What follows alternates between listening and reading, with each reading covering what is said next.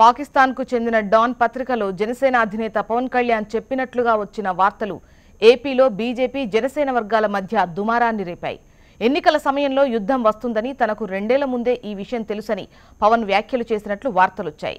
దానిపై ఇండియన్ మీడియాలో కూడా కథనాలొచ్చాయి. స్పందించిన పవన్ ఆ కథనాలను ట్విట్టర్లో ఖండించారు.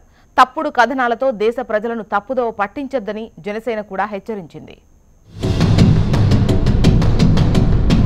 ఎన్నికలొచ్చే సమయంలో దేశంలో యుద్ధం వస్తుందని 2 ఏళ్ల క్రితం బీజేపీ తనతో చెప్పినట్లు జనసేన అధినేత పవన్ కళ్యాణ్ పేరిట మన దేశంతో పాటు పాకిస్తాన్లోని డాన్ పత్రికలోనూ వార్తలొచ్చాయి. అయితే అలా తాను ఎవరితోనూ చెప్పలేదని ఆ వార్తలను ట్విట్టర్ వేదికగా పవన్ ఖండించారు.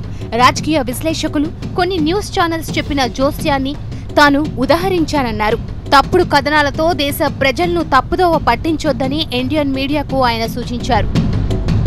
ఈ రోజున సరిహద్దులో యుద్ధ వాతావరణం ఉంది, యుద్ధం జరుగుతూ ఉంది. యుద్ధానికి తెరదీశారు. నాకు ముందే చెప్పారు, చాలా సంవత్సరాల క్రితం, 2 సంవత్సరాల క్రితం చెప్పారు, ఎలక్షన్ల ముందు యుద్ధం రాబోతుందని.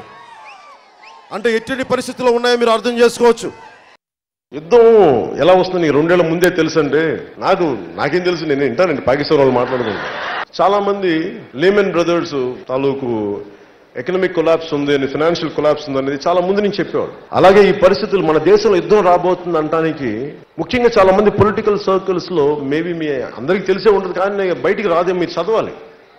ఫస్ట్ నేను ఇంటర్నెట్లో చదివాను అని. అంటే ఎందుకు ఉంటుందంటే మేబీ సమ్మన్ వాంటెడ్ డిక్లేర్, కొంత ఇంటెలిజెన్స్ టిప్ హౌస్ ఉండొచ్చు, ఇవన్నీ మాట్లాడుతూ ఉండేవాళ్ళు యుద్ధం రాబోతుందని చెప్పి. అందుకే చాలా మందికి తెలిసింది. ఒకసారి మీరు ఎక్కువ ఇంటర్నేషనల్ పాలిటిక్స్ గురించి చదివితే చాలా మంది, ఫర్ ఎగ్జాంపుల్ ఫైనాన్షియల్ టైమ్స్ లో FT అని ఉంటుంది, ఫైనాన్షియల్ టైమ్స్ చదవండి. దాంట్లో ఏదో ఒక దాంట్లో అలా గార్డియన్ అని ఒక ఇంగ్లీష్ మన ఇంగ్లాండ్ పేపర్స్ ఉంటాయి. ఇవన్నీ చదువుతున్నప్పుడు ఫ్యూచర్ సినారియోస్ కొంతమంది ఊహిస్తారు. ఈ పర్టికులర్ కండిషన్స్ జరగటం వల్ల ఇండియాకి ఎలక్షన్ల ముందు యుద్ధం వచ్చే అవకాశాలు ఉన్నాయని చెప్పి ఇట్ వాస్ ఎ ప్రిడిక్షన్. ఇది నా ప్రిడిక్షన్ కాదు, ఇది సమ్ పొలిటికల్ అబ్జర్వర్స్ తాలూకు ప్రిడిక్షన్. నేను దాన్ని దృష్టిలో పెట్టుకుని చెప్పాను. మరోవైపు పవన్ వ్యాఖ్యలపై బీజేపీ మండిపడుతోంది. పీకే అంటే మనం పవన్ కళ్యాణ్ అనుకుంటున్నాం, కానీ అంతర్జాతీయ స్థాయిలో పీకే అంటే పాకిస్తాన్ అని బీజేపీ అధికార ప్రతినిధి జీవీఎల్ నరసింహారావు విమర్శించారు.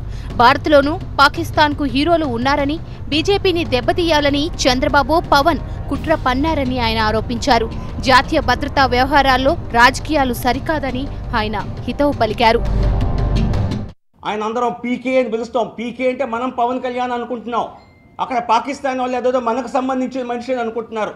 పీకే అనేది ఇంటర్నేషనల్ కోడ్లో పాకిస్తాన్కి పీకే అని పిలుస్తారు.